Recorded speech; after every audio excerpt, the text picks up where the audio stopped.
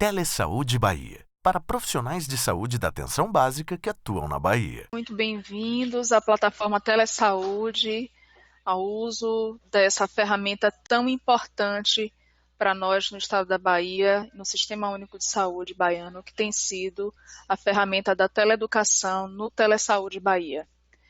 Abrindo esse ciclo de webs do mês de setembro, serão 7 webs a serem realizadas focadas no Setembro Amarelo. Falar um pouco do cenário epidemiológico do suicídio no Brasil e na Bahia. Nos últimos 9 anos, um aumento de 24% no Brasil de suicídio só em adolescentes. Um aumento de 24% nos últimos 9 anos. Na Bahia, entre 1990 e 2015, nós somos o estado em 21º lugar em número de suicídios na população em geral. No entanto, subimos para primeiro lugar em incremento do número de casos, 70% de incremento de casos entre 1990 e o ano de 2015, num estudo feito pelo Ministério da Saúde. Ou seja, o cenário demanda nosso cuidado, nossa atenção, nossa preocupação dedicada a partir de uma parceria desenvolvida entre Secretaria da Saúde do Estado da Bahia, Secretarias Municipais da Saúde de todo o Estado e Secretaria da Educação do Estado da Bahia. Essa parceria, o exercício dessa parceria também através dessa iniciativa, se torna extremamente salutar para o enfrentamento desse cenário. E como se faz parceria? Em ato. Essa parceria que vimos construindo a partir da saúde e educação, estão aqui presentes o IAT, alguns institutos, os IF baianos, equipes de saúde da família, núcleos de apoio à saúde da família, médicos, enfermeiros, dentistas, agentes comunitários de saúde, técnicos de enfermagem de todo o estado da Bahia, gestores da saúde e da educação na Bahia, professores e estudantes de todo o estado. Nessa parceria, nós gostaríamos de agradecer à Secretaria da Educação, a pessoa do secretário de Estado, Jerônimo, e a partir disso, chamar a atenção para o desenvolvimento do ciclo de webs que acontecerá nesse mês de setembro, nessas 7 webs que estarão acontecendo. Em nome do nosso diretor estadual da Atenção Básica, do Estado da Bahia, da Secretaria da Saúde do nosso Estado, CESAB. Gostaríamos, desde já, de agradecer a doutora Soraya Carvalho, a quem eu entrego a palavra agora para o desenvolvimento dessa primeira palestra do ciclo das 7 que acontecerão. Muito obrigado, estamos juntos nessa parceria e vamos em frente. Bom, gente, boa tarde. Eu quero agradecer mais uma vez o convite da Telesaúde, que, aliás, vem desenvolvendo um trabalho fantástico na Bahia, com essa educação à distância. É a terceira vez que eu estou aqui. E queria dizer que, dessa vez, eu estou com a voz um pouco arrastada, um pouco rouca, peço desculpas por isso, mas eu queria dizer que, dessa vez, a gente vai falar de uma coisa um pouco diferente do que das outras vezes. Vou falar de algo que está nos impactando muito, que é essa questão do império das imagens, da cultura digital e, consequentemente, da saída suicida. Antes, porém, eu queria fazer uma pequena introdução para dizer que essa parceria com a educação não começou agora. Eu diria que está rolando um clima desde o ano passado, onde a gente não assumiu a relação propriamente dita, existe uma paquera onde a gente sabe que precisa trabalhar juntos, mas nos falta pessoal. O NEPS, por exemplo, que é um serviço de referência em prevenção do suicídio, tanto na Bahia quanto no Brasil, nós contamos atualmente apenas com uma psicóloga, que sou eu, que estou coordenando, e outros técnicos. Então, nós perdemos 6 técnicos na área de psicologia, então estamos com deficiência enorme de pessoal. Então, por conta disso, para assumir uma relação séria, uma relação efetivamente com a educação, não só com a educação, mas também com a polícia, com os bombeiros, que são pessoas que nos pedem a parceria, é necessário que a gente amplie o nosso serviço. Inclusive, o nosso secretário, que é o secretário Fábio Vilas Boas, é uma pessoa que está extremamente sensível ao tema, ele tem interesse em ampliar o serviço, ele sabe da necessidade, mas infelizmente eu entendo que o argumento dele é um argumento bastante plausível, por falta de dinheiro em caixa, não há possibilidade no momento de transformar o NEPS no primeiro centro de referência estadual em prevenção do suicídio do Brasil. Mas exatamente por isso, nós contamos também e esperamos contar com a ajuda do secretário Jerônimo Rodrigues, que é o secretário de Educação, porque eu acho que o suicídio, a prevenção do suicídio é uma pauta apartidária, é uma pauta para todos, porque precisamos falar de suicídio de prevenção não apenas em setembro, porque o setembro passa, mas no ano inteiro. E outra coisa, eu escrevi até um artigo, tá, na internet, se vocês quiserem ler, fala sobre o setembro amarelo e os seus efeitos na saúde pública. Porque quando a gente passa a falar do suicídio, quando a gente tira a mordaça desse tema que é tão silenciado, é extremamente importante. Por que é importante? Porque as pessoas começam a falar disso, a perder a vergonha e a se informar. A grande questão é que, no momento em que você é uma lei de mercado, a oferta cria a demanda. No momento em que você oferta informações sobre o suicídio, sobre a prevenção, isso cria uma demanda de serviço. Não é que aumente o número de suicídios, não, mas cria uma demanda da procura de serviços. E nós não temos serviço, nós não temos equipamentos para acolher essa demanda crescente, porque, como uma colega falou há pouco, isso foi feito um estudo recentemente em que houve um aumento de 24% no número de suicídios entre 10 e 19 anos nas capitais brasileiras, sendo que Salvador é uma das 6 capitais que fazem parte desse aumento. Então, enquanto o resto do mundo caiu em 10%, nós aumentamos em 24%.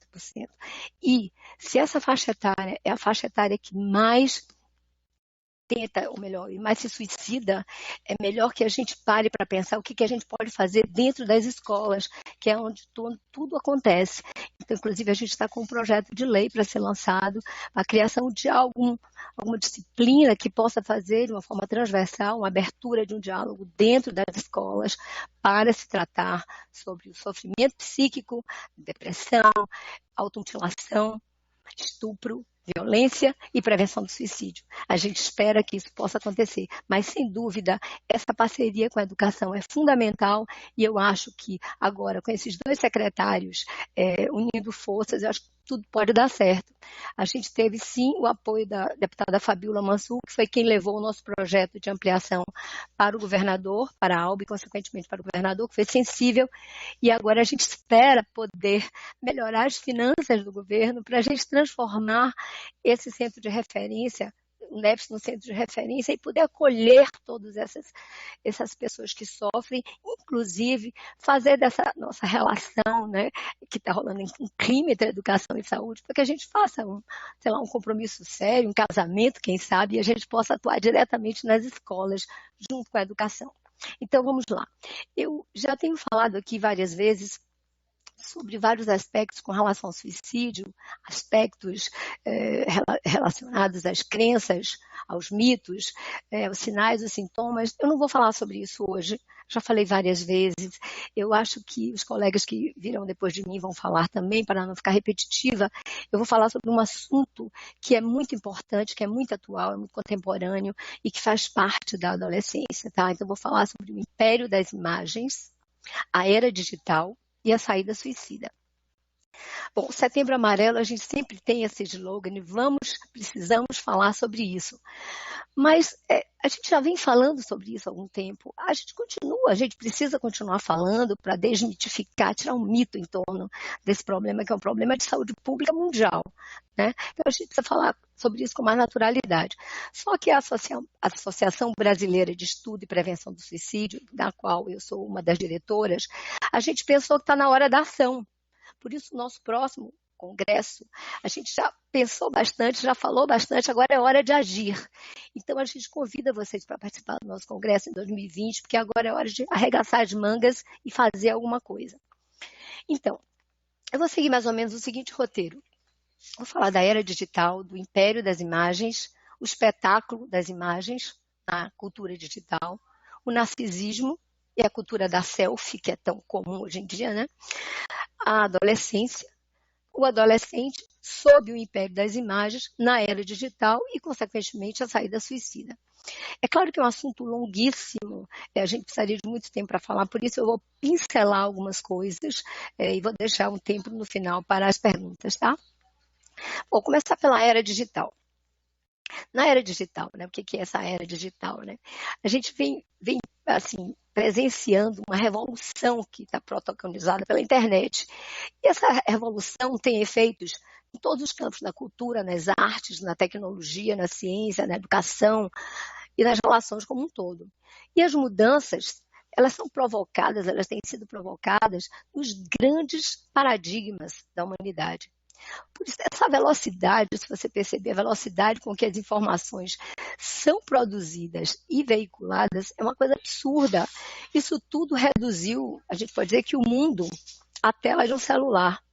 Hoje a gente pode dizer que o mundo está na palma de nossa mão. Então a comunicação é sem limites, nem fios.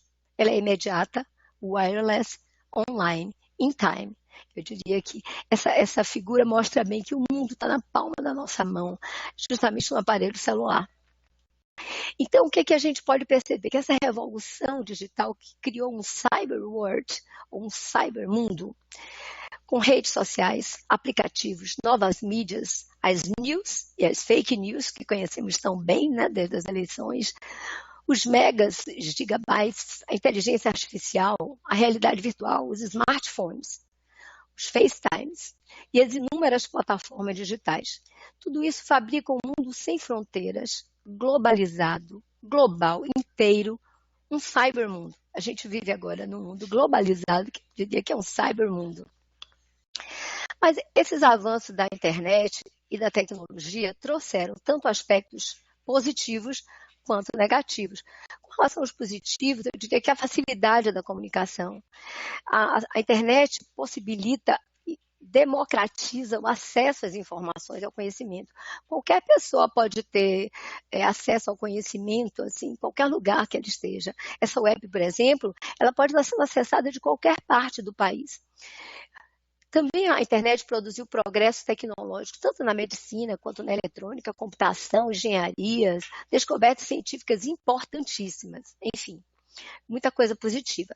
Só que a gente tem que pensar que esse cybermundo, dentro dessa cultura digital, ela é tecida nas tramas do discurso capitalista. Há uma revolução nos meios de comunicação. E a produção da sociedade, a gente pode pensar que é uma produção da sociedade massificada e que é dominada pela mídia. A gente não pode perder esse espírito crítico, por isso que eu estou trazendo isso aqui hoje. A mídia induz tanto ao consumo indiscriminado, quanto à ilusão de que o sujeito pode ser um sujeito completo. Há uma promessa de felicidade implícita, né, em torno das informações que a mídia passa para a gente. O capitalismo, de qualquer forma, ele vem passando uma lógica perversa e inatingível, porque ele prega que a gente pode ser feliz, a gente pode chegar onde a gente quer, basta que para isso a gente produza e consuma. Bom, esses saberes e verdades são totalizantes e isso, consequentemente, produz novas formas de sofrimento e novos laços sociais. Bom, onde tudo tem que ser, né, nessa sociedade, né? Que mundo é esse que a gente vive, né? Tudo tem que ser visto e tudo tem que ser mostrado. Não importam as pessoas, os afetos, a violência, a vida, apenas as imagens. Ver de tudo e mostrar tudo em tempo real. É um mundo mudo. Só as imagens têm voz. Imagens que produzem sentidos, produzem efeitos. Eu diria que eu chamaria a atenção de dois efeitos, dois sentidos. Primeiro, o da banalização do horror, que consequentemente terminam instigando a violência.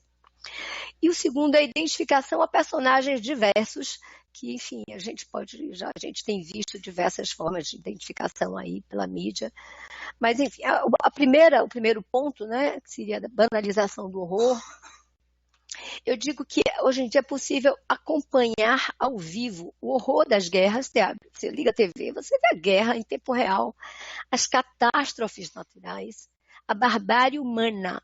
É possível ver homens sendo decapitados, pessoas sendo assassinadas, latrocínios gravados em câmeras de vias públicas, em celulares, vídeos de estupros coletivos, e a gente já viu muitos, né, em adolescentes, suicídio de pessoas que se precipitam, incitados por outras, que estão mais interessados em filmar o espetáculo da morte do que tentar impedi-la. Então é comum a gente ver pessoas numa ponte ou no viaduto e as outras de lado, pula, pula. Enfim, que mundo é esse, né, que a gente vive? E o outro problema, eu acho que é a identificação a determinados personagens, que são, veja bem, estamos submetidos à ditadura da beleza, onde a gente tem uma fabricação de corpos que devem ser esculpidos, os rostos devem ser plastificados, os cabelos processados. E essa exposição, né, dessas imagens para serem expostas, obviamente, nas redes sociais. Então, com tudo isso, essas imagens, uma vez expostas nas redes sociais, elas precisam ser curtidas, comentadas, compartilhadas e, consequentemente, contabilizadas, né? Que mundo é esse? É o admirável mundo novo, o mundo do império das imagens. Então, vamos falar agora sobre o império das imagens. E vou começar por Narciso. Vocês conhecem o mito de Narciso? É um mito grego, que dizia que essa pintura é uma pintura de Narciso de Caravaggio. Dizia que o seguinte, essa mitologia grega, Narciso quer dizer um alto admirador. Ele era um herói, ele era famoso pela sua beleza e seu orgulho, ele era filho de um deus e de uma ninfa. E Narciso, no dia do seu nascimento, Tiresias, que era o profeta, ele falou o seguinte: Narciso teria vida longa, desde que jamais contemplasse a própria figura, a própria imagem. Narciso cresceu, muito assediado, muito bonito, né? E aí, se tornou uma pessoa orgulhosa, distante. Mas um certo dia ele estava sedento, morrendo de sede. E aí ele se deparou próximo de um lago de águas claras para beber água. E ao se ver refletido naquelas águas, ele se apaixonou perdidamente pela própria imagem. Extasiado, ele permaneceu imóvel, curvado, refletido sobre si mesmo, mirando seu próprio reflexo indefinidamente. O que aconteceu com Narciso? Ele morreu de inanição por não conseguir afastar os olhos da sua própria imagem. Por isso que a gente fala que as pessoas são narcisistas, quer dizer que as pessoas se admiram muito, as pessoas são apaixonadas pela própria imagem. Mas a gente tem que ter muito cuidado quando a gente fala isso nos dias atuais, porque nem sempre essa admiração pela própria imagem, como a gente vê, aparenta, né, ser uma admiração, mas no fundo não é isso, não. A gente vai ver daqui a pouco. Então, o narcisismo já passou pelo campo das patologias. O próprio Freud considerava a princípio que era uma aberração sexual. Mas depois, quando ele estudou a sexualidade infantil, ele viu que não era nada disso, e a partir daí ele fez toda uma metapsicologia do narcisismo, onde ele viu que o narcisismo era uma fase importante para a constituição do eu, da autoestima, né? Como o eu é concebido pelo outro, e também o narcisismo dependia do investimento dos pais na figura da criança. Então, o Joel Birman, ele tem um livro bastante interessante sobre isso. Ele vai dizer que nos anos 20 existe o narcisismo das pequenas diferenças. A partir dos anos 70, houve uma quebra entre o amor de si, né, e o amor do outro. E aí houve uma diminuição do espaço público e um aumento do espaço... houve uma diminuição do espaço público, sim, e um aumento do mundo privado. Quer dizer, as pessoas passaram a ficar mais ensimesmadas, isoladas dentro do seu mundinho particular, e com isso se criou as relações líquidas. O que Bauman falou, que o mundo é um mundo onde nada parece ser sólido ou feito para durar, que as relações são líquidas, descartáveis. Bom, na atualidade, o que a gente vê são sujeitos cada vez mais solitários, individualizados, trancados nos seus quartos, né?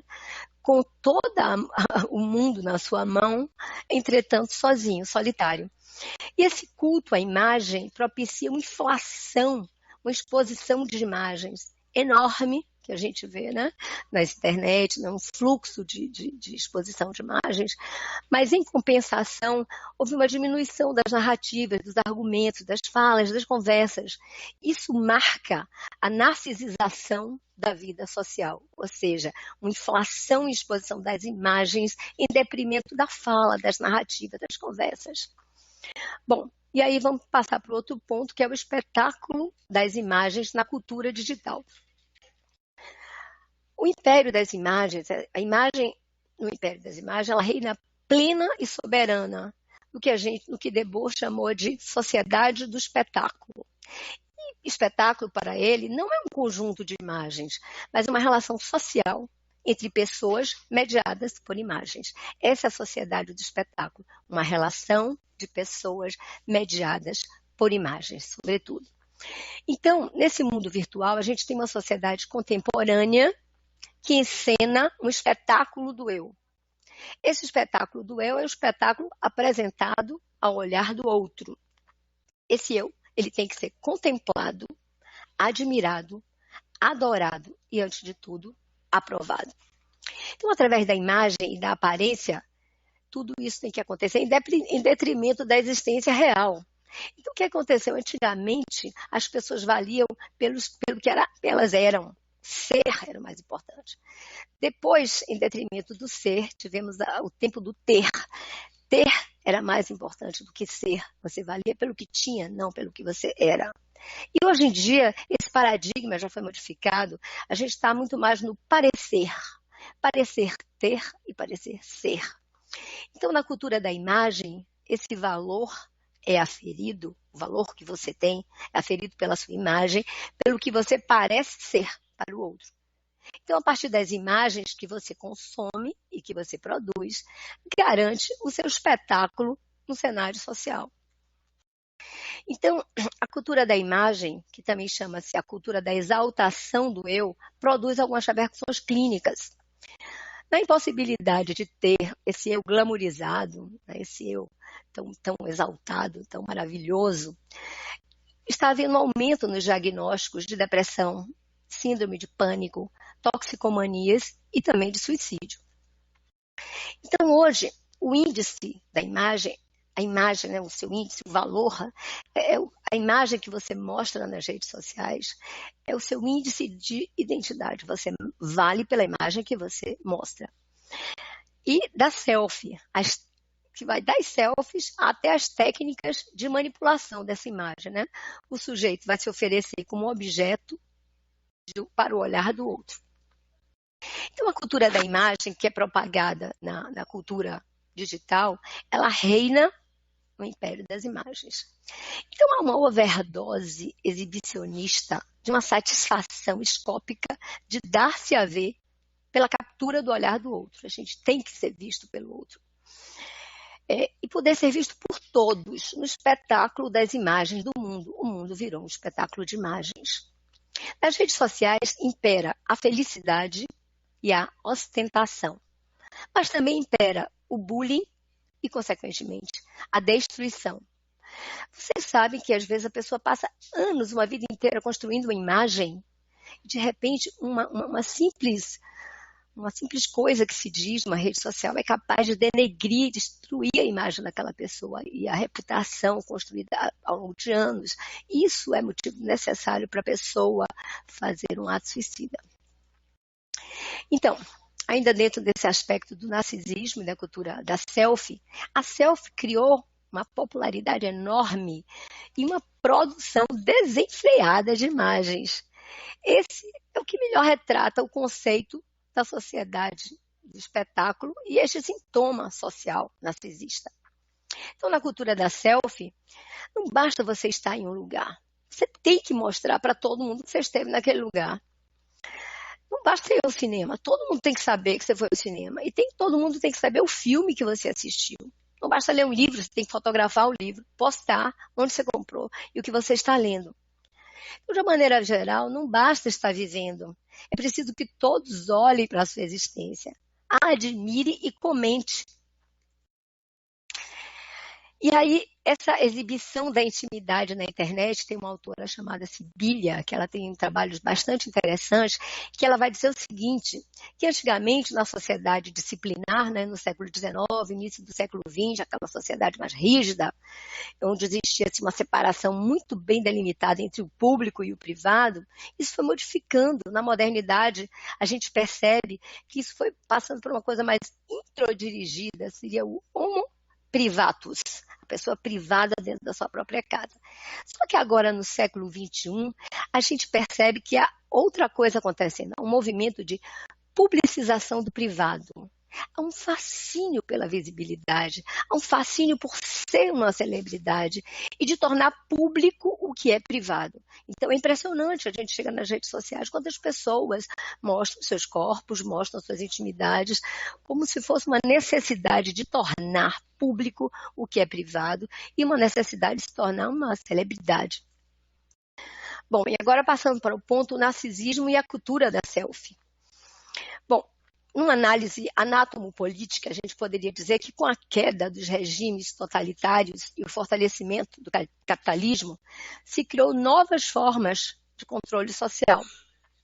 O poder, que era exercido por uma ditadura velada, ele passa a ser exercido por uma ditadura velada, antes era uma ditadura explícita, ele passa a ser exercido por uma ditadura velada que é comandada pelo capital. Através do quê, gente? Do controle do fluxo de informações. Exatamente as informações que são veiculadas na internet. Então, esse poder, esse fluxo de informações, termina determinando padrões de condutas e referências ideais a serem seguidos. Isso termina induzindo o sujeito a adotar novos ideais de acumulação, de comportamentos e de modos de vida. Veja como a gente é controlado e não percebe. Fiquem atentos a isso. Então, uma sociedade disciplinar, que era uma sociedade de controle, o poder do controle, que passou a ser uma sociedade de controle, segundo Deleuze e Guattari, esse poder do controle e o biopoder passou a prática de normatização, de uma forma bem subliminar, e se criou uma diferença entre o normal e o anormal ou patológico. Anormal, se vocês pensarem bem, é o que está fora da norma, fora do padrão. Então, esses mecanismos de controle criados dentro dessa sociedade de controle ou biopoder são mecanismos que monitoram tanto os corpos quanto as subjetividades. Então, a selfie passou a ser uma sensação. E a gente tem sempre uma ideia, uma sensação, uma percepção de que o outro está sempre lá nos olhando. O problema é que, como eu não posso ver o outro, como eu não posso ver o seu olhar, também não sei nem para onde ele está olhando, nem se ao certo se ele está lá, e nem se ele está lá, se ele está em algum lugar ou se está olhando para mim. Então, toda essa incerteza de onde está o olhar do outro faz com que o sujeito vá enchendo suas redes sociais de selfies. E é uma produção absolutamente desenfreada. Outro dia eu estava num carro e eu olhei para o retrovisor, para o carro do fundo, e eu vi que tinha uma garota tirando, o sinal estava fechado, ela estava fazendo selfie dela dirigindo. Eu achei assim tão interessante, porque assim não tem mais hora para fazer selfie, toda hora é hora. Então, a cultura da selfie é como se fosse um espelho de bolso, um espelho de aumento, né? A imagem do sujeito ela é editada, photoshopeada e refletida de uma forma ampliada. Então, o eu ele é constantemente reconstruído pelo reflexo de uma imagem aumentada, de um eu inflado. Eu chamaria isso de um grande eu, fazendo contraponto a esse grande outro. Bom, para vocês entenderem o que eu estou falando, eu vou falar rapidamente do estádio do espelho. O estádio do espelho foi criado por Lacan para dizer o seguinte: quando você é muito pequeno, até os 2 anos de idade, isso é um tempo lógico, não é um tempo assim fechado para todos, mas até os 2 anos de idade, antes disso, se você coloca uma criança na frente do espelho, ela não se reconhece como ela própria, ela acha que é uma outra criança. É como colocar um animalzinho, né, um cachorrinho, um gato na frente do espelho, ele pensa que é um outro animal. Num determinado momento, a criança se olha no espelho, se vê refletida e se reconhece como ela própria. Esse é um momento de grande júbilo, é o que a gente chama de identificação narcísica, a identificação à própria imagem. Mas o que é bacana da gente saber é que nesse momento, esse momento da constituição do corpo como totalidade, porque antes disso a criança é pedaço de corpo, quando ela se vê como totalidade no espelho, esse momento da constituição do corpo é constituinte e é contemporâneo à constituição do eu, da identidade. Então, eu sou aquele corpo que me vejo refletido. Mas tem um detalhe super importante, que é o seguinte, quando você se vê no espelho, a criança se vê, o que ela vê refletido é uma imagem.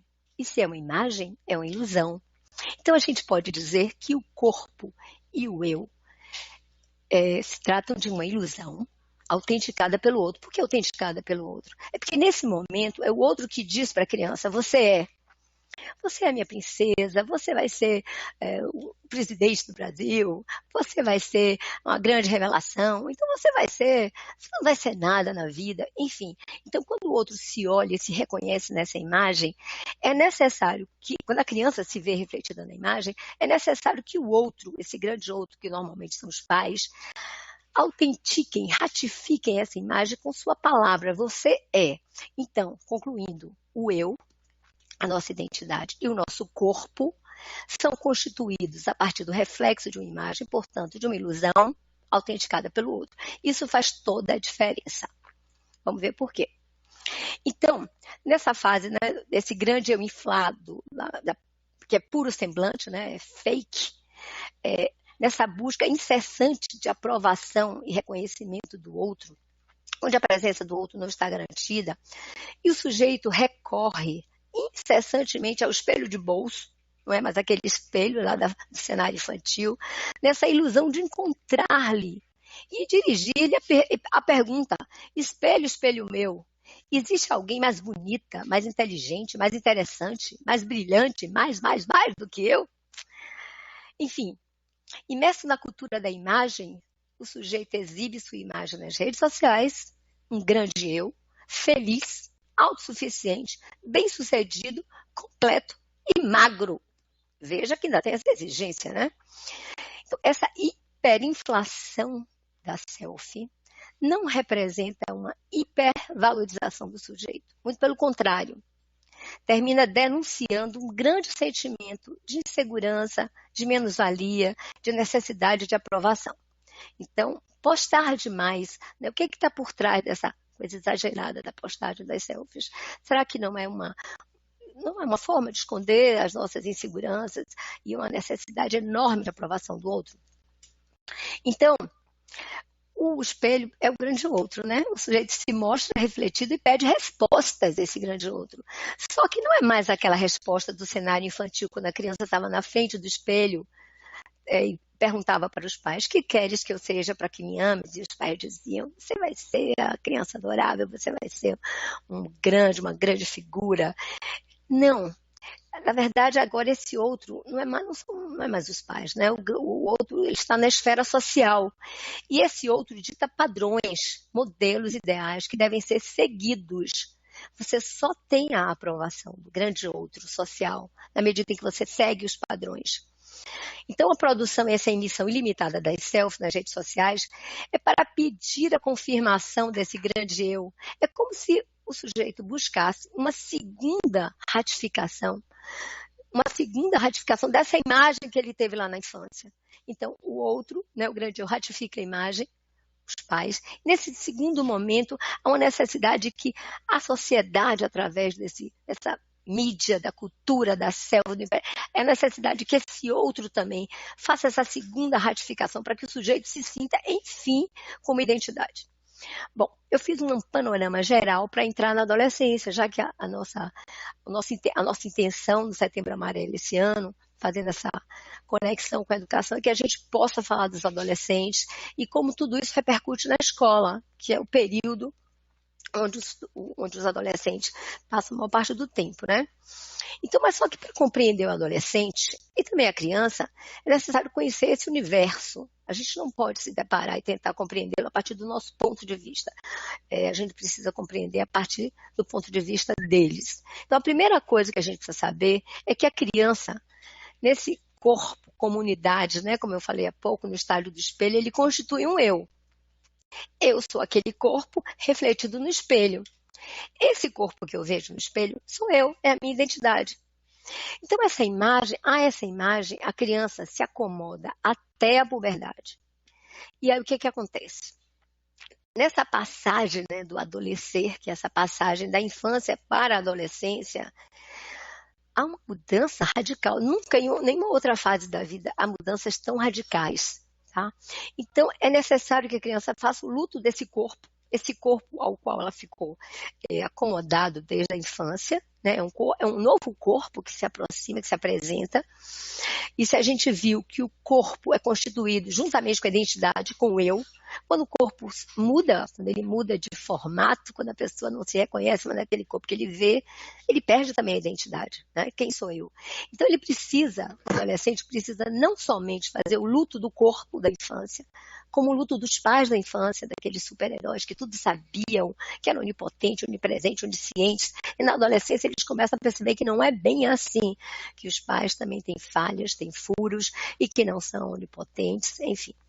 Então, nem em outra fase da vida, mudanças tão drásticas e tão profundas e tão intensas quanto na adolescência, porque são mudanças biológicas, tanto corporais quanto hormonais, mudanças sociais, os papéis, né, apresentados e passados a assumir, e mudanças psicológicas, que incluem as mudanças tanto subjetivas quanto as mudanças emocionais.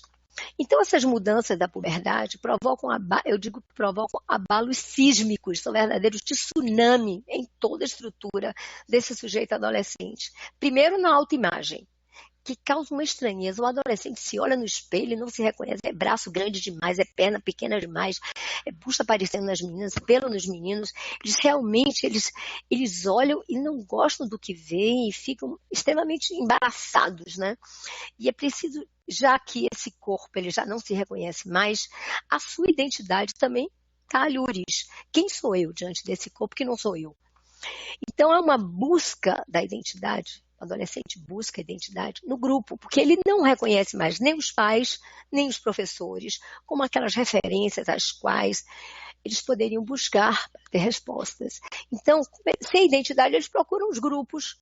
E quais são os grupos? Vocês podem ver que são grupos bem delimitados. Tem o grupo das patricinhas, o grupo dos mauricinhos, o grupo dos nerds, o grupo dos alternativos, grupos do rock and roll, enfim, grupos do pagode, tem grupos de tudo. Então as pessoas vão se aproximar, os adolescentes, daqueles grupos que eles têm alguma coisa em comum, ou se não, aquele grupo que o acolheu. Por exemplo, existem grupos de automutilação, e que alguns adolescentes, por serem acolhidos nesse grupo, terminam também se automutilando para serem aceitos no grupo, não necessariamente porque eles querem se automutilar. Mas, enfim, além disso, abalam os sísmicos na sexualidade. De repente, o corpo que se vê invadido por sensações de prazer, sensações que ele não tem controle e que antes não eram dessa forma. Então, o que fazer com isso é uma outra questão. Esse encontro com o real do sexo é outra coisa que é difícil para os adolescentes lidarem. Então, os questionamentos existenciais do tipo: quem sou eu? Qual o sentido da vida? Qual a minha orientação sexual? Os pensamentos suicidas são normais na adolescência. Vejam, estudos mostram que mais da metade dos estudantes de segundo grau já pensaram em suicídio alguma vez na vida. Então, é algo que faz parte desse momento, desse abalo sísmico. Entretanto, quando esse sofrimento psíquico ele se torna intenso, com muita angústia, medos, ansiedade exacerbada, isolamento social, depressão, tentativa de suicídio, né? Esse sofrimento psíquico intenso pode gerar. Então, esses pensamentos suicidas, que antes eram normais, eles passam a ser anormais. Quando o adolescente vê na saída suicida o seu único meio de se livrar do sofrimento, vê o suicídio como única saída. Quando o suicídio passa a ser a única saída, então e isso passa a ser um sério risco de tentativa de suicídio ou de suicídio. Aí a gente tem que estar muito atento. Então, de uma maneira geral, o que é o suicídio? Né? Vou falar bem rapidamente, que eu prometi que hoje não ia falar sobre isso, mas vou falar só uma passando, que suicídio é um fenômeno complexo, né? Não é causado só pela saúde mental. Aliás, eu queria deixar claro que a gente tem que ter muito cuidado para dizer que suicídio é doença. Suicídio não é doença, suicídio é um ato que expressa grande sofrimento, é um ato de desespero. Agora, ele está altamente correlacionado a algumas doenças como depressão, por exemplo, abuso de substâncias químicas, mas não apenas, porque se o suicídio na adolescência é a terceira causa de morte, né, no Brasil, a gente teria que pensar que todos os adolescentes estão doentes? Não.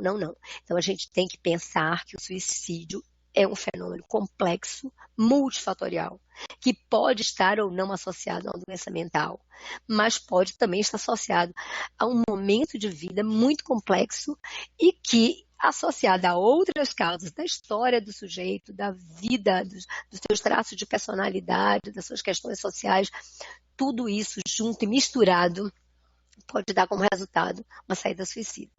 Então, eu diria que o suicídio nada mais é que uma saída para a dor de existir. É um modo de lidar com o sofrimento.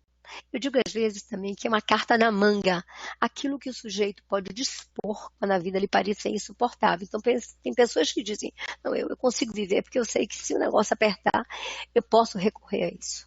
Então, assim, de alguma maneira eu penso que também o suicídio pode ser uma recusa a se sujeitar a essa lógica capitalista, que é a lógica do imperativo de satisfação, de felicidade, enfim, esse imperativo que é impossível, esse imperativo totalizante que é impossível de atingir. Mas então o sujeito do suicídio é esse sujeito mergulhado em desesperança, sufocado por uma angústia que abafa, que dói no peito. É o único sentimento que dói no corpo, é a angústia. E hoje a gente sabe que essa dor é semelhante à dor pré-cordial. Não por acaso, 55% das pessoas que chegam às emergências achando que estão tendo um infarto, elas estão tendo uma crise de angústia. Então, vocês imaginem quanto dói o peito de uma pessoa que está angustiada. Então, muitas pessoas tentam o suicídio e falam para mim, olha, eu tentei o suicídio porque eu não aguentava mais aquela dor, é uma dor insuportável. Essa dor da angústia é uma dor sentida no corpo, mas que vem da alma, é a dor de existir. Então, esse sujeito mergulhado nessa angústia, ele se precipita no ato suicida e as principais causas estão relacionadas, seja ao abandono do outro, à negligência, né, parental na infância, ou abuso sexual, principalmente na infância. Temos histórias de suicídios na infância. História de suicídio na família. Além, tem um outro fator de risco também importantíssimo, que é a tentativa de suicídio anterior, que antes a gente pensava, tentou o suicídio para chamar a atenção. A gente não, né? Algumas pessoas. E a gente sabe que 50% das pessoas que se matam fizeram pelo menos uma tentativa de suicídio anterior. Então, a tentativa de suicídio é um elevado fator de risco, se não o mais importante fator de risco do suicídio. Suicídio na família também, suicídio de pessoas próximas, perda de entes queridos, negligência parental, abuso sexual. E tem uma coisa também que é importantíssima, que é alta hospitalar após internação psiquiátrica. Então, às vezes a gente pensa, saiu da internação psiquiátrica, está ótimo. As 2 primeiras semanas, pelo menos, é uma semana de risco. Saiu da alta hospitalar, tem que ficar alguém colado com essa pessoa. Então, as principais causas, né, que levam a essa angústia desmedida, além desses fatores de risco que eu falei, tem a ver com o abandono do outro, né? Ser abandonado por um outro que não é qualquer um, mas também pela incapacidade de atender às exigências de um outro tão, tão duro, né? Então, assim, é comum a gente ver jovens dizendo assim, eu não vou conseguir. Nada do que eu faça vai ser suficiente para agradar os meus pais. Eu nunca vou conseguir chegar onde eles querem que eu chegue. Porque a gente termina eu digo a gente, a família, a sociedade, as famílias terminam reproduzindo dentro das suas próprias casas, que são a ideia de microsociedade, né? A unidade microsocial, a gente termina reproduzindo esses ideais capitalistas, que temos que nossos filhos têm que ser um ícone, têm que ser maravilhosos, bem-sucedidos, têm que estar felizes, não podem fracassar. Então, essas exigências se tornam aparentemente impossíveis de serem atendidas, e os jovens têm se matado por conta disso. Eu escuto jovens dizerem assim, nada do que eu possa fazer vai ser suficiente para atender as exigências do outro. Então, pela incapacidade de atender essas exigências tão cruéis e tão impossíveis de serem atingidas, muitos jovens estão se matando. Então eu pergunto, o que a gente pode fazer, né? Acho que nós pais devemos, nós pais, professores, profissionais de saúde, devemos repensar o que a gente está fazendo com os nossos jovens. Essa loucura dessa competição que a gente termina reproduzindo nas escolas também é uma coisa muito, muito, muito, muito dura para os adolescentes. Tá? Então vamos lá. No curso normal da adolescência é super frequente a baixa autoestima, exatamente para aquelas questões corporais e hormonais que eu falei, a desesperança, a dificuldade de concentração, problemas no sono e no apetite, a impulsividade, que é um traço clássico da adolescência. Aliás, é um dos motivos pelos quais os adolescentes se matam tanto, porque o adolescente faz primeiro para pensar depois. Uma vez eu já citei aqui um caso de uma pessoa que eu atendia, que ela chegou em casa, ela tinha 15 anos e a avó dela perguntou, você fumou? Ela tinha acabado de fumar um cigarro. E ela foi direto para a janela, saltou do quarto andar. Ela não morreu, mas ela teve uma fratura bastante séria na bacia, mas ela poderia ter morrido. Então, o que eu quero dizer é que o adolescente atua, ele faz primeiro para pensar depois. E que o cérebro dele ainda não está totalmente amadurecido para o controle das emoções. Então, por conta disso, a gente tem que ter muito cuidado com as coisas que a gente diz para o adolescente, da forma como a gente fala. Porque ele pode tomar aquilo de uma maneira tão radical que ele pode atuar e depois não ter mais jeito, tá? Os pensamentos depressivos, o pessimismo também é comum na adolescência. Pensamentos suicidas, e esses são sintomas comuns também na depressão. Então, se esses sinais são comuns na adolescência e também são sintomas comuns na depressão, a gente pode pensar, né, nesse alerta, né? Se esses sinais persistem ou se eles se agravam, aí a gente tem que tomar cuidado. Então, na adolescência, esses comportamentos típicos como agressividade, irritabilidade, impulsividade, rebeldia, podem estar camuflando uma depressão. Tá? A depressão não é só aquele formato onde as pessoas ficam em cima de uma cama, chorando, sofrendo no escuro. Não, a depressão pode se manifestar também com rebeldia, com irritabilidade, com agressividade, com intolerância, uma forma do sujeito afastar todos dele, para, enfim, ele ficar sozinho e poder cometer o ato suicida. Então, muitos desses sinais de uma adolescência, né, que são típicos da adolescência, podem estar camuflando uma depressão. Então, se persistirem, se identificarem, fiquem atentos e procurem chegar mais perto e, quem sabe, buscar um especialista para investigar. Como ajudar, né? Bom, primeiro, tem os aspectos éticos na abordagem. A gente deve evitar julgamentos prévios e preconceituosos, né? Ideias simplistas do tipo, quem ameaça não se mata, quem quer morrer mesmo não avisa, quem ameaça não se mata e quem quer morrer não avisa. Será, gente? Olha, o que eu acho bacana quando a gente estuda é que as coisas vão mudando com o tempo e graças a Deus a gente pode reconhecer que a gente pensava errado. Durante muito tempo a gente pensou que quem ia se matar não avisava, que quem avisava é quem queria socorro. Depois a gente mudou de ideia e a gente passou a aceitar e assumir, a falar para os 4 cantos que quem quer se matar avisa. Se não diretamente, eu vou me matar, mas entre linhas, essa vida não vale nada, se eu pudesse eu dormia, eu não acordava, eu sou um fardo para minha família. Então, nas entrelinhas, a gente poderia ver. Só que depois a gente percebeu que tem algumas pessoas que não avisam. Não avisam mesmo. E é preciso que vocês saiam daqui hoje com essa informação, gente. Nem todo mundo que vai se matar avisa. Quem é que não avisa? Quem não avisa são aquelas pessoas que já estão num nível de sofrimento tão grande. Quando eles conseguem finalmente fazer toda a produção, toda a logística do suicídio, tipo assim, no dia seguinte vai ser assim, assim, assado, tudo arrumado, horário, ele fica bem, ele fica aliviado. Aí o que acontece? Ele fica feliz. Fica tranquilo, sai com os amigos.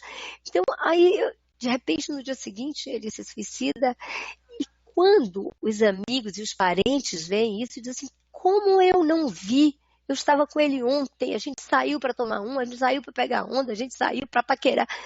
Como eu não percebi? Então, quando a gente afirma todo suicida avisa, a gente só está reforçando a culpa nessas pessoas que não viram. Então, tome muito cuidado, porque quando as pessoas se suicidam, aqueles que rodeiam, né, essas pessoas que se suicidam, que a gente chama, hoje em dia nós chamamos de sobreviventes. Então, sobreviventes não são apenas aqueles que sobreviveram ao suicídio, mas aqueles que, de alguma forma, foram impactados por essa morte, por esse suicídio. Então, quem faz parte? Quem é sobrevivente? A família, principalmente, os amigos, os professores, os médicos, até os bombeiros. Desculpe. Até as pessoas que resgatam os corpos, as pessoas que moram no prédio, as pessoas que viram o corpo. Essas pessoas, e se ele acontece numa escola, os alunos todos, os amigos, os colegas, todos são considerados sobreviventes. E os sobreviventes, muitos deles passam a fazer parte do grupo de risco e muitos deles precisam ser acompanhados. É o que hoje nós chamamos de pós-venção. É a prevenção de novos suicídios a partir dos sobreviventes. Por isso que se chama pós-venção, porque é após o ato, após a perda de uma pessoa próxima ou não, mas que impactou, né? A gente deve evitar os rótulos. Suicídio é para chamar atenção, é para manipular, nada disso, gente. Não se chama atenção com suicídio. Até pode parecer que é para chamar atenção, mas não é. Tem tantas maneiras mais interessantes de chamar atenção. Eu acho que a gente pode pensar muito mais em clamar a atenção do outro. Para clamar, para pedir desesperadamente o amor, o reconhecimento e também a atenção do outro. Mas não é para manipular, não é para chamar atenção nesse sentido mais pejorativo, tá? Até porque as pessoas que se fizerem isso para chamar atenção, essas pessoas estão emocionalmente doentes. Elas estão precisando de ajuda e não de críticas. Devemos evitar também interpretações equivocadas do tipo, suicídio é um ato de fraqueza, ou um ato de covardia, ou até mesmo um ato de coragem. Não é nada disso, gente. Muito menos uma falta de fé, falta de Deus no coração, falta de amor, falta de vergonha. Nada disso. Devemos também evitar o incentivo. O incentivo tem dois tipos de incentivo. Incentivo para a morte e incentivo para a vida. Incentivo para a morte, vocês sabem, é proibido por lei, está no Código de Direito, Código Penal, 2 anos. Desculpe, 2 anos de restrição. Então, nunca se deve incentivar a pessoa a se suicidar. Mas também não se deve fazer um incentivo para a pessoa viver. Sabe aqueles conselhos positivos? Tipo, levante dessa cama, reaja, a vida é bela, pensamento positivo, depende de você, vamos lá. Gente, eu não conheço ninguém na face da Terra que tenha mudado de opinião. Se ele estava decidido a morrer, eu não conheço ninguém que tenha mudado de opinião porque recebeu um conselho desse tipo. Muito pelo contrário. O que os pacientes dizem é que quando as pessoas falam isso, é como se servisse de empurrãozinho. Estão no precipício e empurram para a própria morte. Então evitem fazer isso. Até mesmo porque eu me pergunto, a quem é que serve esse conselho, esse incentivo? Que a vida é bela, que tudo vai dar certo, a vida é maravilhosa. A vida vale a pena para alguns, mas para outros não. Então, se você cai nessa história de ficar falando essas coisas, só piora. Então, eu pergunto sempre, a quem serve esse incentivo? A quem deu ou a quem recebeu? Eu acho que é a quem deu o conselho, porque ele se sente aliviado. Já fiz minha parte, agora é com ele. Então, por favor, não façam isso, tá? E devemos sempre respeitar a condição emocional e o sofrimento do jovem. Então, existem algumas perguntas que são fundamentais. Eu sempre falo delas porque elas foram criadas por Schneiderman, que foi o criador da suicidologia. Primeiro, a gente sempre deve reconhecer o sofrimento, sempre. E falar abertamente sobre o suicídio. Se você tem um jovem na sua escola, que você percebe que ele está sofrendo, chame ele para conversar. Agora, você só chama ele para conversar se você suportar o que ele vai dizer. Se for para dizer, tire isso da sua cabeça, não faça isso, que é pior. Então, a gente deve reconhecer o sofrimento e falar abertamente sobre suicídio. Inclusive, a palavra suicídio deve ser falado. Esse negócio de dizer que suicídio, falar de suicídio dá ideia, não existe, gente. Quanto mais a gente fala, menos a gente atua. Então, são duas perguntinhas básicas. A primeira é: o que há com você? E Schneider me fala assim, né? Que quando se vai ao médico, o médico pergunta assim: onde é que está doendo? A gente pode fazer essa mesma pergunta, né? Onde é que está doendo? Ou simplesmente, o que está doendo em você? O que está acontecendo com você? E a segunda pergunta é: como eu posso lhe ajudar? Não é oferecer ajuda, eu posso fazer isso, aquilo. Não, não, não, não. Você pergunta para ele: o que é que eu posso fazer para te ajudar? E sempre oferecer apoio psicológico e psiquiátrico, se fizer necessário. Tá? Alguns casos são necessários. A gente tem que estar atento que algumas pessoas precisam sim de um acompanhamento. Então, outras recomendações são nunca minimizar o problema, nunca desvalorizar do tipo: já passei coisas bem piores do que você e nem por isso me matei. Ou que bobagem, isso é café pequeno, isso vai passar. Não, nunca minimize, nunca desvalorize, nunca compare, nunca rotular aquele problema, nunca abandonar essa pessoa, nunca incentivar, como eu acabei de falar, e nunca desafiar. Duvido que você faça isso. Nunca, nunca desafie. Principalmente o adolescente, porque ele vai fazer. Sempre levar a sério, escutar sem julgamento, oferecer ajuda e acompanhar. Quando eu digo acompanhar, gente, às vezes, não é só dizer assim: o que eu posso fazer para te ajudar? Tá legal, ok. Não, essas pessoas muitas vezes precisam ser levadas, elas precisam ser acompanhadas, porque você marque para ela um profissional, vá com ela, senão ela não vai, ela não quer ser ajudada.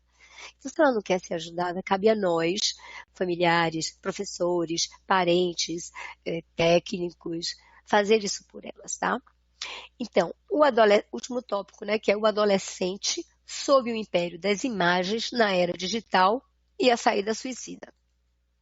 Então, essa ruptura dos pais, né, com os pais e adultos, é inevitável e necessária, né? Quando a criança sai da infância, entra na adolescência, esse movimento, essa ruptura é necessária porque é um movimento de crescimento, porque é dali que vai advir um novo ser pensante, individual, tá?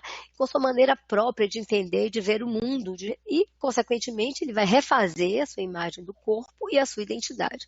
Então, esse momento é um momento necessário. Só que alguns pais não entendem esse processo, né?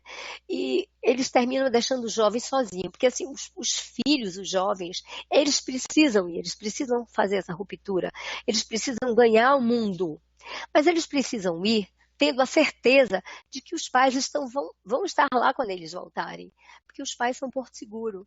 Mas alguns pais não entendem essa dinâmica, essa lógica, e quando os filhos se rebelam ou vão para o mundo, os pais terminam dizendo: eu não quero mais saber, abandonam o caso. E aí o jovem se sente extremamente sozinho, mais solitário, e isso aumenta o sofrimento psíquico, saber que os pais não vão estar lá quando ele precisar voltar. Então, quando isso acontece, o jovem ele pode ser acolhido por grupos, e às vezes grupos com ideologias radicais, e esse sofrimento assim exagerado, com esse sofrimento ele pode recorrer a drogas, né, que são verdadeiros anestésicos para as dores, para os medos, para as inseguranças. Então, no grupo, há essa busca incessante de identidade, né? Então, já que eu perco a identidade diante da modificação do corpo, o adolescente ele vai buscar no grupo a identidade. E aí, no grupo, e na produção de selfies. Então, não só o grupo a que ele pertence, e na produção das selfies, e de alguma maneira esperando essas curtidas, essas compartilhadas e finalmente, a aprovação do outro para que ele forme a sua identidade. E a partir daí, ele vai reconstruir sua identidade para ser aceito e aprovado pelo outro. O que não é uma coisa fácil, né? Mas qual é o grande e grave problema? É quando o grupo rejeita esse sujeito. A rejeição do grupo geralmente é feita através de bullying ou de cyberbullying. No meu tempo não tinha o cyberbullying. O bullying era na hora da escola, você estava lá, sofria o bullying, ia para casa e acabou. Você ficava esperando o próximo dia para recomeçar o bullying, né? Agora não existe mais isso. O cyberbullying é 24 horas por dia. Gente, a pessoa fica o tempo inteiro inteiro, o jovem é bombardeado. E como ele não sai das redes sociais, ele é o tempo inteiro, eu diria que bulinado emocionalmente. Ele é agredido, violentado emocionalmente. Isso aumenta o sofrimento de uma forma tamanha que aí começam as automutilações. E as automutilações começam geralmente sozinho, no quarto. Eles precisam se automutilar. E as automutilações têm dois tipos. Tem aquela com intenção suicida e aquela sem intenção suicida. A sem intenção suicida, geralmente as pessoas dizem que é uma forma de aliviar a dor do peito, a angústia. Lembra que eu falei daquela dor que é parecida com a dor pré-cordial, a dor do infarto? Pois é. Eles dizem que quando eles se cortam, eles sentem um alívio dessa dor. É como se transferisse a dor do peito para o braço. Só que, curiosamente, eles não sentem a dor quando estão se cortando. É uma coisa extremamente prazerosa e satisfatória. É como se eles sentissem um êxtase por estar transferindo, tendo um alívio daquela dor no peito. Então, geralmente, as pessoas que se automutilam sem intenção suicida é uma forma de aliviar a dor, mas isso não quer dizer que mesmo sem intenção suicida ela não vá evoluir para um suicídio. Então, as pessoas que começam se automutilando sem essa intenção podem, ao longo dos anos, terminar com intenção suicida, sim. Outras pessoas se automutilam porque acham que a partir dali é como se elas pudessem ter um controle sobre o próprio corpo. O corpo é meu, eu faço com ele o que bem entender.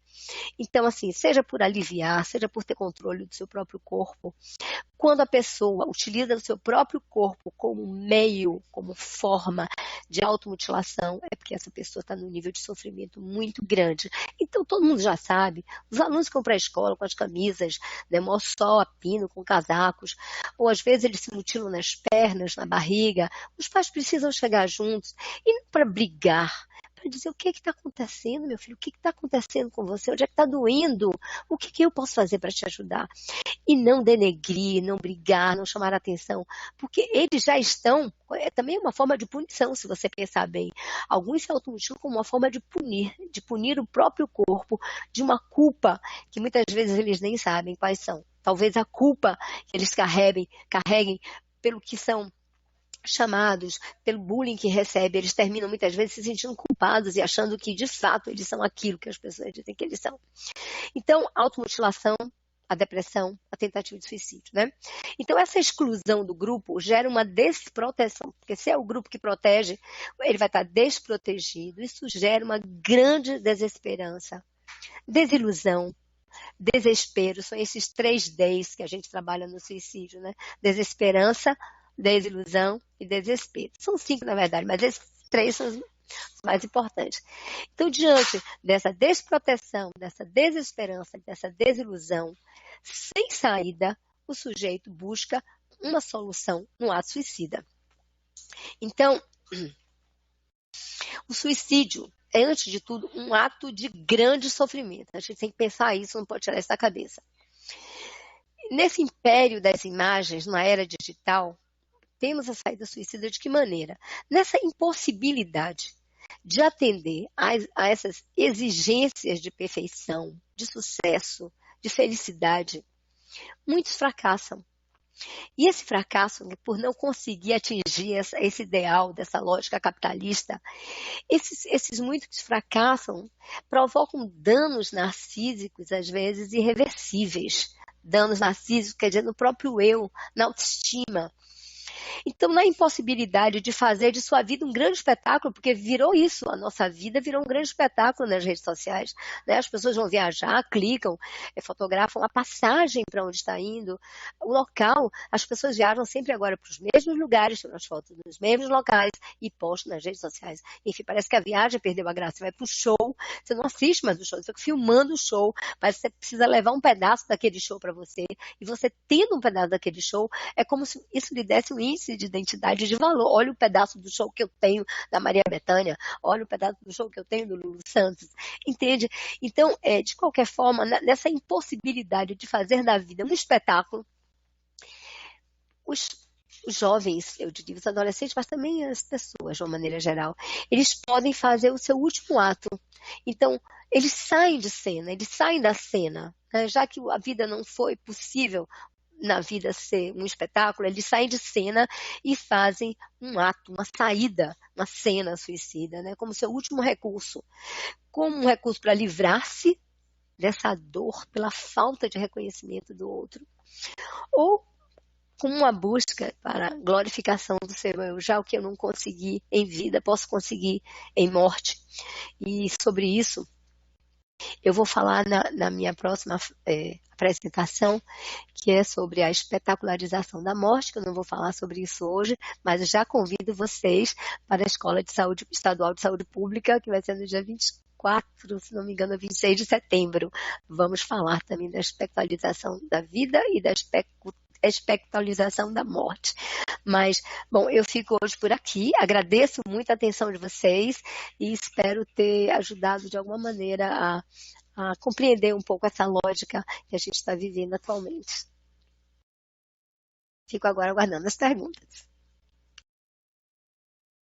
Oi? Ok.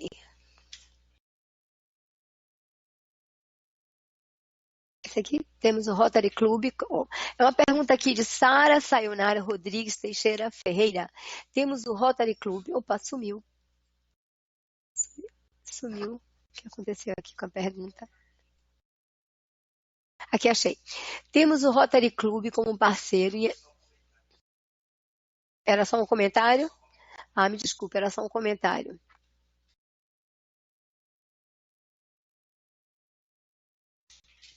Gente, eu estou vendo vários comentários aqui. Muito obrigado, viu, pelas belíssimas palavras de obrigado pela palestra, excelente. Fico muito contente, apesar dessa voz, né, que eu diria que voz, como diz aqui na Bahia, voz de taquara rachada. Mas eu me esforcei, viu? Fiquei 2 dias sem falar para conseguir falar pelo menos um pouco aqui.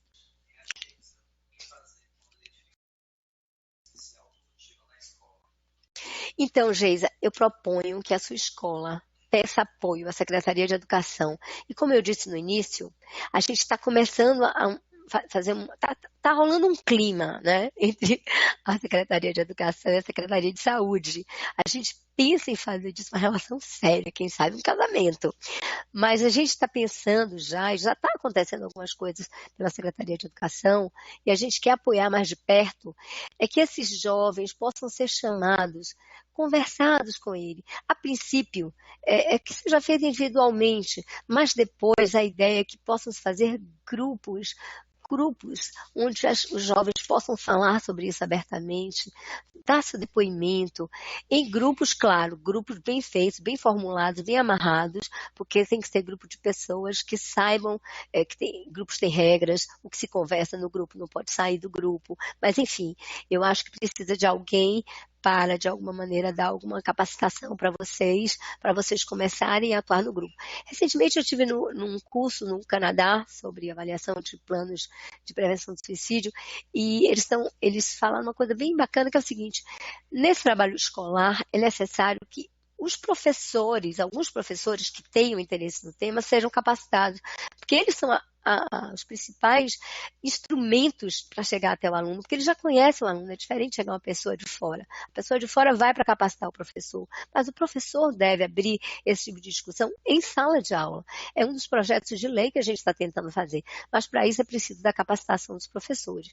Mas, enquanto não vem a capacitação, chame esse aluno, se você tiver condições psíquicas, psicológicas, emocionais para conversar, pergunta o que está acontecendo e a depender do que esteja acontecendo, chama a família, conversa, vê o que pode ser feito, mas não deixa que a coisa vá adiante, porque o fato é que se ele está se cortando, é porque ele já está no nível de sofrimento muito grande. Deve ser a aproximação dos adolescentes para a abordagem desse tema. Simples e direta, Roberta. Primeiro, convocá-los, né?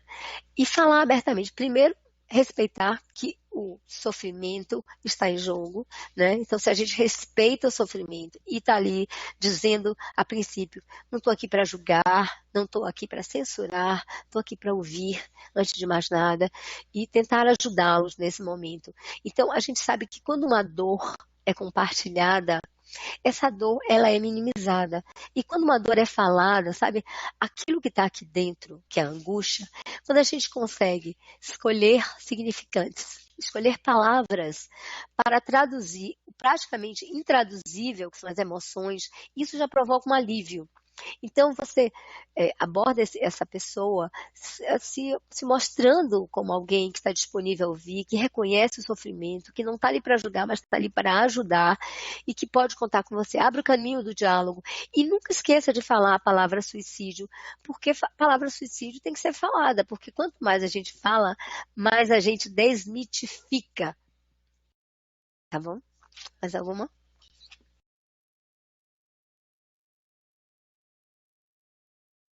Peraí.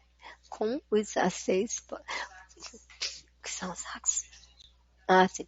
Como os agentes comunitários podem observar e buscar soluções em suspeita de pacientes com depressão? Como podemos identificar? O que podemos fazer para ajudar e quais os motivos? Excelente pergunta. Eu costumava. Como é o nome dessa pessoa que está perguntando, que não aparece aqui? Não apareceu. A Cajutiba. Não apareceu o nome aqui, olhe bem. Eu costumava fazer uma capacitação uma vez por mês. Essa capacitação no interior era destinada aos agentes comunitários. A gente parou de fazer por falta de verba.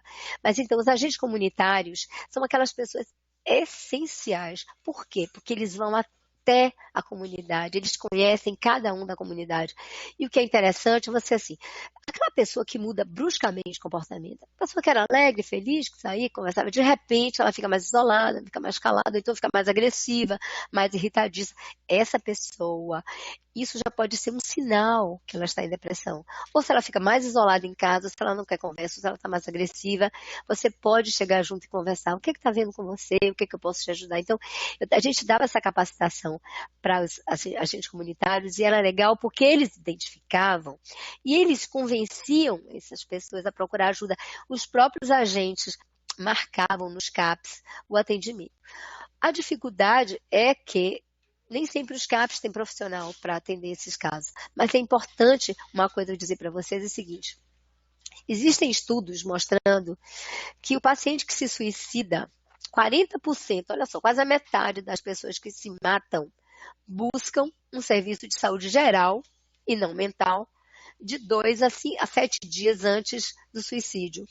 Quer dizer que, se a gente capacita, instrumentaliza o agente comunitário, o profissional da saúde básica a reconhecer esses sinais e sintomas, ele pode fazer um diagnóstico precoce e, consequentemente, um encaminhamento precoce para tratamento e a gente pode estar salvando vidas. Os motivos que levam a pessoa a se matar são diversos. Na verdade, como eu falei há pouco, é um fenômeno complexo e multifatorial. Por que multifatorial? Porque tem vários fatores. Tem os fatores externos ou precipitantes, que a gente chama de gatilho, é alguma coisa que acontece ali, que funciona como uma gota d'água. Pode ser o término de um namoro, pode ser uma perda de emprego, término de um casamento. Isso pode ser o gatilho, mas claro que não é só isso, gente. Senão a gente ficaria numa visão muito cartesiana, muito simplista de dizer fulano se matou porque perdeu o emprego, fulano tentou suicídio porque o namorado terminou. Não é bem assim. Se a gota d'água é o gatilho, porque a gente sabe que além desses fatores precipitantes, nós temos os fatores predisponentes ou internos, pessoais, particulares, individuais, né? Nesses fatores incluem tanto a história de vida, história que deixam marcas, às vezes marcas impossíveis de serem cicatrizadas ao longo da vida. Existem os traços de personalidade, como eu falei há pouco, da impulsividade e da agressividade. As pessoas impulsivas são mais predisponentes. Então, se elas estão com depressão, perdem o emprego e são impulsivas, isso pode ser mais um fator de risco. E existem também a parte psicológica, ou dos transtornos, né? A parte da saúde mental. Se a pessoa cursa com depressão, que é o maior fator de risco, não é nem a depressão não é a causa do suicídio, é um fator de risco. É bom saber disso, gente, porque senão todas as pessoas com depressão iriam se suicidar. Apenas de 15% a 20% das pessoas em depressão se suicidam. Então, a depressão não é a causa, é um fator de risco. Pessoas com uso abusivo de drogas, que também muitas vezes, e de álcool, né? Álcool é também uma droga. Muitas vezes essas pessoas estão no uso abusivo justamente porque estão em depressão, utilizam as drogas como uma forma de potencializar, já que são drogas psicoativas, elas estimulam o sistema nervoso central para depois deprimir o sistema nervoso central. Então, às vezes, a pessoa começa a beber como uma forma de tirar ela daquele baixo astral, e aí logo depois dá uma depressão, porque a depressora do sistema nervoso central precisa de uma nova dose, vai criando a tolerância, e cada vez mais a pessoa vai precisando beber mais e mais e mais, se torna alcoolista ou se torna um dependente químico. Então, por trás de uma dependência química, de um alcoolismo, muitas vezes se esconde uma depressão. Então, professores, pais, se vocês veem seus jovens, seus filhos se drogando, cheguem perto, porque pode ser um uso lúdico da droga, que a gente sabe que na adolescência isso é bastante comum, mas pode ser um uso como anestésico. Então, se o uso como anestésico, a probabilidade desse jovem vir a se tornar um dependente é muito maior, porque ele vai precisar de doses cada vez maiores para anestesiar o sofrimento. Então, não chegue brigando, não chegue batendo, chegue conversando, chegue procurando saber por que a droga está aliviando. Né? Por que não, será que não existem outras maneiras?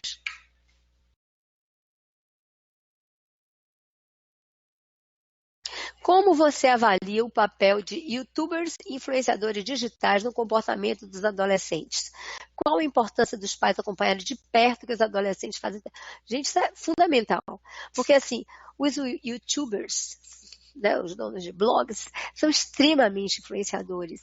E aí, a depender do que se fala ali, isso pode ter um efeito devastador. E exatamente por isso, por exemplo, não só do que se fala lá, mas do que se veicula nas imprensas. Exatamente por isso que a Organização Mundial da Saúde criou vários manuais. Tem manuais para professores, para médicos, agentes comunitários, agentes penitenciários. Vocês podem baixar esses manuais facilmente no site da ABEPS, www.abeps.gov.br. E existe um manual que é para a imprensa, como divulgar as notícias relacionadas ao suicídio. Então, a gente nunca pode criar uma coisa assim glamourizada, nunca pode trazer uma coisa romantizada em torno do suicídio, nunca deve divulgar dessa maneira. Sempre divulgar o suicídio como um problema que precisa ser tratado e onde buscar ajuda. Então, os influenciadores na internet têm um papel fundamental, porque muitas vezes a gente vê que uma pessoa, assim, um grande ídolo, quando ele se suicida, isso pode provocar um efeito contágio, como aconteceu com aquela série, que eu não vou citar o nome, para não fazer divulgação aqui, mas depois daquela série houve um aumento significativo de suicídios entre jovens até 19 anos. Então, assim, nos 3 primeiros meses após o lançamento da série, houve um aumento significativo, principalmente nos Estados Unidos, que é onde tem umas pesquisas bem criteriosas. Então, assim, de qualquer forma, é como se o adolescente, uma pessoa, ela se identifica com aquele influenciador, ou com aquele ator, que também é um influenciador, com esse agente da mídia. Então, o que você fala, o que você faz, de alguma maneira, impacta no outro. E a pessoa pode pensar assim, poxa, se ele, que é o meu ídolo, conseguiu, está passando problemas semelhantes e conseguiu resolver o problema com suicídio, eu também posso fazer da mesma forma.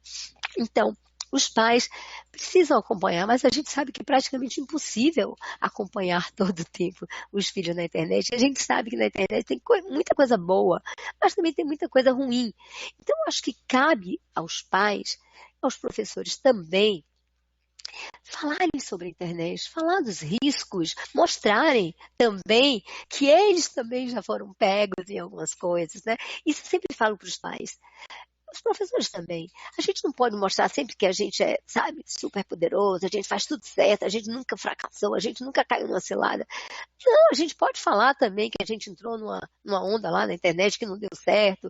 Então, dê esses exemplos para que os filhos aprendam a partir não só dos acertos, mas também dos erros.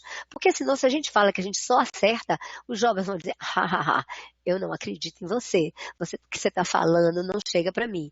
Então, para a gente ter um canal direto de diálogo, é importante que a gente fale também das nossas falhas e dos nossos erros. E como não se pode ter acesso o tempo inteiro ao conteúdo do que os filhos estão vendo, a gente pode pelo menos tentar fazer algum tipo de critério rigorosamente, de acordo com ele, para a gente ter algum acesso. Bom, como ajudar adolescentes que se automutilam? Temos muitos adolescentes que se automutilam. Como ajudar? Círculo, rodas de conversa, serão nossa metodologia, aproveitando a onda, mas precisamos falar disso. Ótimo, círculo e roda de conversa. Agora, se você puder, antes peça assim, a ajuda de um especialista para te dar pelo menos algum toque, de como conduzir um grupo, como é que se diz? Tem determinadas coisas que têm que ficar definidas no grupo, as regras, os acordos, os combinados, do que se fala lá, tem que ficar lá, por exemplo, para não expor as pessoas. Mas claro que sempre esse sigilo é fundamental para os que estão no grupo e lá abrir esse canal de diálogo, essa roda de conversa, não tem preço. Temos muitos estudantes de medicina com ideação suicida. Como ajudá-los? Gente, isso é um problema tão sério, que não é um problema só daqui, é um problema do país inteiro. Temos alguns grandes nomes que fazem parte da diretoria da ABEP junto comigo, que é Humberto Correia e Alexandrina Meiros, estão trabalhando muito essa questão dos jovens estudantes de medicina e dos próprios médicos. Não sei se vocês sabem, os médicos e os policiais são as categorias que mais se suicidam. Bom, a gente acredita que tem uma correlação com a pressão muito grande, né? A pressão sobre a vida e sobre a morte. Os estudantes de medicina também, eles são muito pressionados. Eu acho que as universidades precisam rever os seus currículos, a forma de pressioná-los, a exigência é muito grande. Lidar com essa pressão sobre a vida e sobre a morte, e eu acho que nas disciplinas dos currículos dos cursos de medicina, é preciso também ensiná-los a lidar com a morte. Só se ensina aos estudantes de medicina, futuros médicos, a lidar com a vida, como se eles fossem futuros deuses. E não é assim. É necessário ensiná-los que eles precisam lidar com a falha, com a incapacidade, com a impotência, e que nem sempre é possível. A gente precisa fazer de tudo para salvar a vida do outro, mas a gente tem um limite, porque não somos deuses, né? Estudantes de medicina e médicos. Então a gente precisa realmente de muitas universidades, por exemplo, a Universidade Baiana, criou um serviço já há mais de 15 anos para atender aos estudantes, principalmente os estudantes da Faculdade de Medicina, pelo nível de estresse e de cobrança aos quais são submetidos. Agora, só respondendo aquela outra coisa, por que os médicos e os policiais são as classes que mais se matam? Não só pela pressão, eles estão sob pressão todo o tempo, né, sobre a vida e sobre a morte, mas também porque eles têm acesso a métodos letais. Os policiais têm as armas e os médicos têm os medicamentos. Como poderia ser a transversalidade dessa demanda com a assistente social? Na ausência do CAPS, como podemos fortalecer o vínculo entre os pacientes e o NAPS? Como proceder após identificar a mudança de comportamento? Gente, é tanta pergunta boa que a gente vai fazer aqui o resto do dia. Bom, essa transversalidade dessa demanda com o serviço social é importantíssimo. Para você ter uma ideia, a gente não tem assistente social no NEPS. E não é porque a gente não quer, não, é porque não acha. E porque, assim, também o NEPS tem umas características muito particulares. A gente quer pessoas para trabalhar e se infiltrar no trabalho, se jogar de cabeça no trabalho. Porque uma das coisas que a gente faz, todos os técnicos do NEPS, psicólogo, psiquiatra, terapeuta ocupacional, enfermeira, estagiário, todos damos os nossos telefones particulares, celular, para os pacientes que acompanhamos, para que eles possam nos procurar nos momentos de crise, de desespero, independente do horário. Então, o que a gente tem percebido é que algumas assistentes sociais se recusam a fazer isso. Então, a gente está procurando, se tiver alguém interessado e estiver disposto a fazer um tratamento, assim, fazer esse tipo de tratamento com a gente, porque trabalhar com suicídio, isso eu aprendi no Canadá e eu achei uma coisa muito bonita, que é o seguinte, mais importante do que o técnico, a formação técnica para trabalhar com suicídio, é a pessoa humana, depende da essência humana. Tem pessoas que, mesmo sem ter formação técnica, tem muito mais jeito do que quem é técnico. Então, é necessária essa predisposição, essa empatia, essa vontade de escutar o outro, escutar esse outro falar da dor, sem mandar ele calar. Então, por isso que você tem sempre que pensar nisso. Então, essa demanda, essa transversalidade é fundamental. Como pode ser feito? Eu acho que talvez através dos conselhos, não sei bem, ou dos NAFs, dos CRABs, não sei, mas a gente precisa sentar, né, para fazer isso. Como proceder após identificar a mudança de comportamento sem ser invasivo? Chamar para conversar, gente. Chamar para conversar não é ser invasivo. Quando você chama um jovem para conversar, e se você mostra... Lacan, que é um cara que reescreveu Freud, é um psicanalista muito famoso, ele diz uma coisa muito interessante. Ele diz o seguinte: a resistência é do analista, não é do paciente. Então, se um paciente, e no caso, se um estudante, não fala para você o que ele está sentindo, não é porque ele está resistindo, é porque nós não estamos suportando ouvir. Então, é importante que você mostre para ele que você quer ouvir. Essa semana eu vi um depoimento lindo de uma professora. Ela disse que ela simplesmente estava na sala de aula, o aluno estava fazendo uma prova, e ela nunca lê as provas enquanto eles estão fazendo. Na prova que ela deu, ela resolveu ler e a menina pedia socorro. Dizia que estava sendo abusada em casa pelos pais e pedia socorro. E ela leu e a menina já tinha saído. Sabe o que ela fez? Olha, isso é que é o que eu estava falando há pouco, independente da formação técnica. Ela largou a sala de aula, todo mundo fazendo prova, saiu correndo atrás da menina, atrás da estudante, já estava no ponto de ônibus, fora da escola.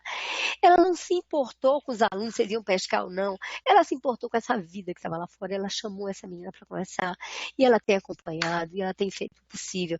Então, se você consegue estabelecer com esta pessoa, com esse estudante, uma relação de carinho, de compreensão, uma relação de que alguém com quem ele possa contar, isso já é 50%.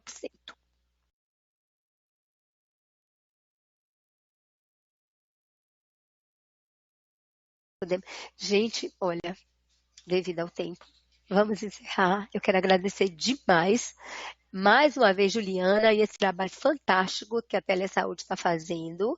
Quero dizer que essa relação com a saúde e a educação pode ser que vire uma relação, né, um compromisso sério. E eu queria aproveitar mais uma vez e pedir aqui em público ao secretário Fábio Vilas Boas, que é tão sensível ao tema do suicídio, que repense a ideia da criação do primeiro centro de referência estadual em prevenção do suicídio do Brasil. Vamos ser os primeiros, sabe por quê? Porque o NEPS é o único serviço assim em todo o Brasil, um serviço inédito, e a gente precisa trabalhar com as escolas. Precisa ter um núcleo de teleatendimento, precisa ter um núcleo de criança e adolescente, de idosos, e um núcleo jurídico. Se lembrem que quando abriu o centro de referência, antes do centro de referência da mulher, as mulheres ficavam meio perdidas quando sofriam violência, né? Depois que se criou o centro de referência da mulher, a mulher sabe para onde ir. É isso que a gente quer, criar um centro de referência de prevenção do suicídio para que as famílias, para que os pacientes se sintam acolhidos e protegidos e saibam para onde ir, sabe para onde pedir socorro. E para que a educação também possa contar com a gente e para que os bombeiros vejam o problema dos bombeiros. Eles salvam vidas, passam horas, às vezes, resgatando uma pessoa que está para se jogar, 5 horas numa negociação. E depois que resgatam, mandam para onde? Mandam para casa.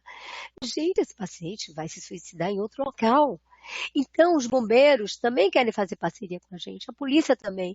Mas a gente não pode fazer uma parceria com apenas um psicólogo e 2 psiquiatras e 2 TOs. A gente precisa ampliar isso e precisa se tornar um centro de referência. Bora lá, secretário Fábio, e bora lá, secretário de Saúde Jerônimo, contamos com vocês.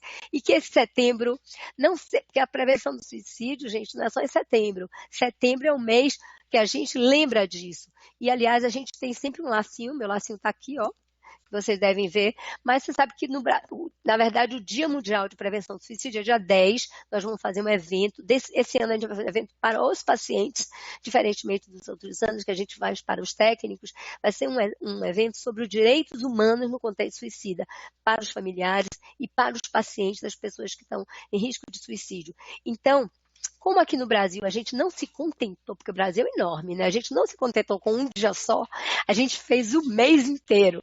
E eu diria que como a gente também não está se contentando com um lacinho só, eu estou adotando agora a moda do echarpe amarelo. Quem quiser, pode me seguir. Muito obrigada a todos. Até a próxima.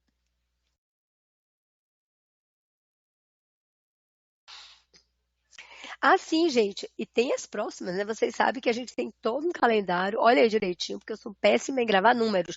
Mas temos 7, Juliana, são 7 web palestras nesse mês de setembro.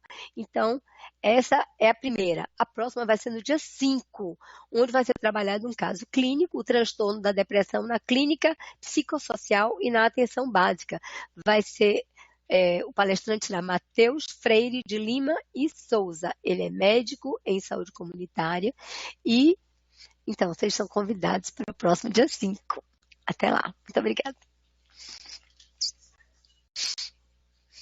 Telesaúde Bahia, para profissionais de saúde da atenção básica que atuam na Bahia.